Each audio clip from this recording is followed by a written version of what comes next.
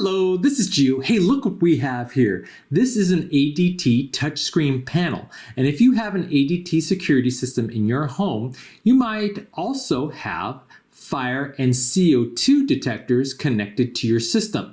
Now, they all have different siren noises, and it's good to know the difference between them.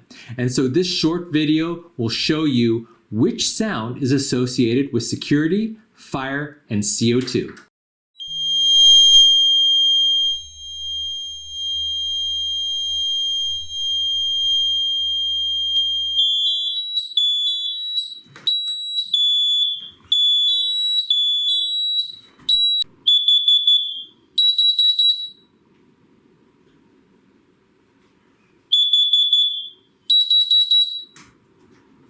Well, I hope this video helped you out, and if it did, please hit that like button at the bottom of the screen and even consider subscribing to my channel.